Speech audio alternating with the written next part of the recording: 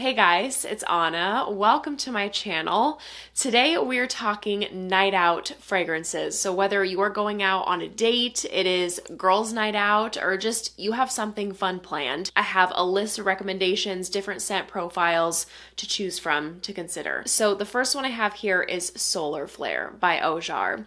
And personally, I think that this blossoms and just completely comes alive and does it the most justice in a cooler setting. So although it's called Solar Flare, for me and my taste, it's just too heavy for example, summer during the day, but summer nights and any other season, year round, nighttime or daytime during the fall, perfect. This smells like a type of aphrodisiac elixir to me. It's warm, it's sensual, incredibly magnetic. If you've seen Disney's Hercules, Mount Olympus in all its glory, all the colors, this is what I picture Mount Olympus to smell like. Solar Flare has this brightness and juiciness from a mandarin orange, and then this gorgeous, smooth, silky honeysuckle. It's sweet from the start, but it begins a little bit more fresh, and as this sits on your skin, it deepens, like the patchouli comes in a bit, the honey, the vanilla amplify, it gets warmer, a bit thicker, but what I really appreciate is that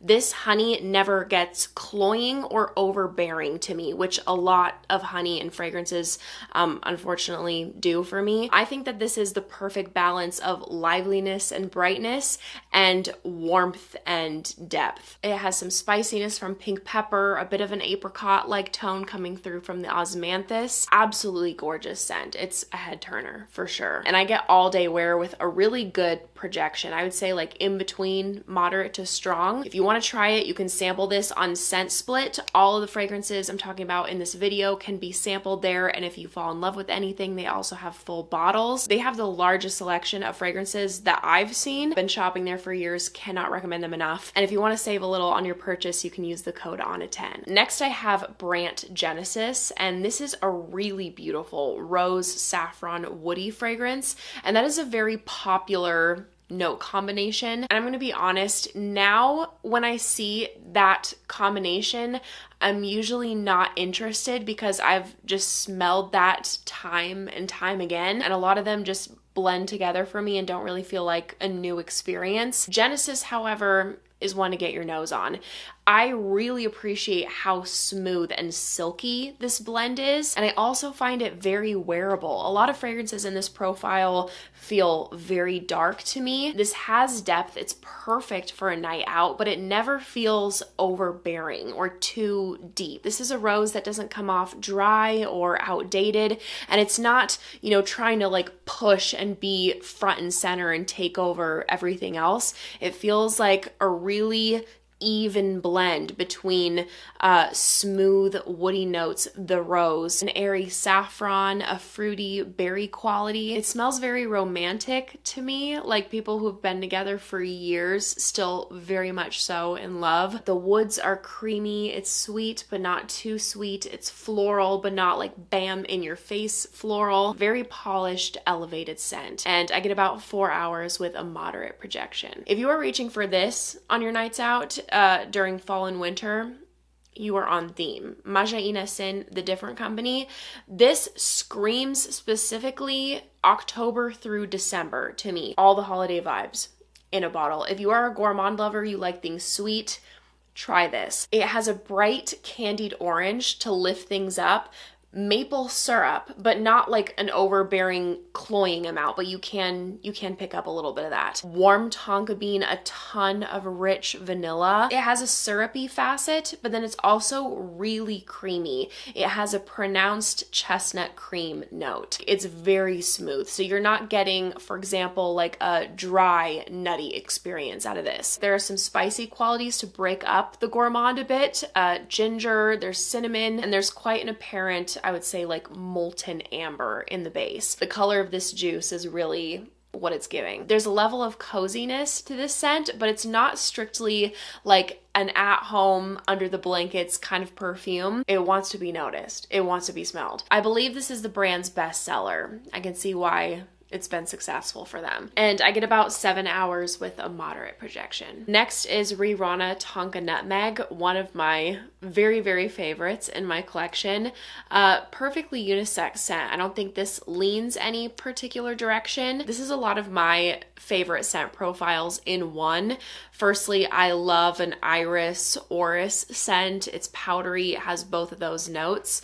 It's spicy, it has gourmand touches. There's tonka and vanilla adding sweetness, but this does not smell like a true gourmand. There is a hint of what smells like a kulfi dessert note. I'd say it's more so earthy and spiced and like 40% gourmand. It's got a warm nutmeg that comes out to me more as it dries down, begins more fresh spicy, a bit green, more earthy at the start, and the sweetness kicks up as it sits, becomes more powdery, more creamy. I find this incredibly alluring, very sexy. I'm completely addicted to it. I've introduced this to many friends, family members. So far, everyone has loved it. This is really like a me in a bottle perfume, and I get all day wear with a stronger projection. This is one I often reach for a night out, Venom of Love from Navitus Parfums. I wear it both on its own and I also layer with it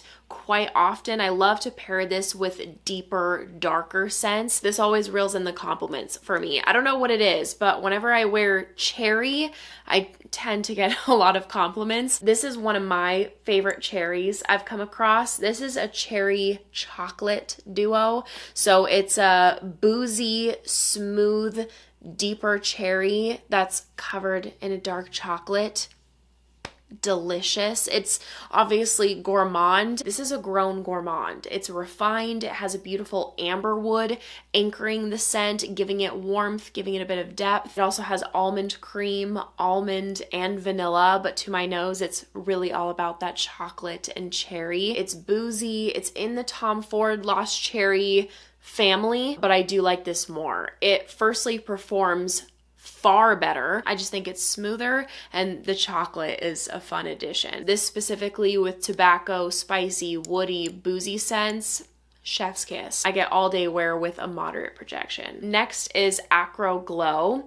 I'm pretty sure this was actually created to be a night out or party fragrance. I think that this is a vanilla that will overall appeal to a lot of people. It's a beginner friendly, I would say, ambery vanilla profile. And although it is primarily vanilla, it's not this sugary sweet vanilla. I would rate it like a 6 out of 10 on a scale of sweetness. It's warm, very smooth ambery presence. It's benzoin that's highlighted. That is my like personal favorite resinous ambery type note because it just comes off soft, a little bit powdery, and has naturally a vanilla undertone to it. If you find a lot of ambers too harsh or too much, but you want to get into that profile, start with benzoin. It also has incense, but it's not a smoky fragrance. It smells like an unlit stick of incense. You get some spiciness from pink pepper. Rose is mentioned. Personally, I don't get any floral out of Glow. Glow is really, I think, the perfect name for this scent because I can absolutely picture that warm golden glow that you get from candlelight. It's giving night out, but it's not intimidating or giving too much. My personal favorite from their brand, and I get about 5 hours with a softer projection. And then Dulce Diablo from Narcotica. I am so pumped for the cool weather to hit us so I can wear this again. I have a lot of great scent memories with this one, always around the holidays. This is in my top 3 for chocolate gourmands. It is rich, it is dense, but incredibly refined. It has some complexity and interest from a blend of boozy notes. There's rum and cognac, sandalwood in the base. It is true gourmand, but those notes help switch it up a bit. I'm convinced this is the best possible chocolate apricot vanilla combo someone could come up with. And I typically am not a fan of like an orange fruit and chocolate combination, even in food. It's just not my cup of tea. But immediately upon smelling this, I was like, ooh, you're coming home with me. There's a little bit of a background honey giving it silky warmth. Tonka bean, it's such an enveloping scent. Very luxurious, wearable Italian dessert. If you want a head turner, you want to smell unique, you want to stand out, try this. And the performance is amazing. This bottle will last me a very long time. I get all day wear, strong projection. Thank you guys so much for watching. I hope you enjoyed. If you did, make sure to give this video a big thumbs up and make sure to subscribe down below if you haven't already. If you want to see me in any more videos, I'd appreciate it so much. I hope you guys are having a great day, and I hope to see you in my next video. Bye.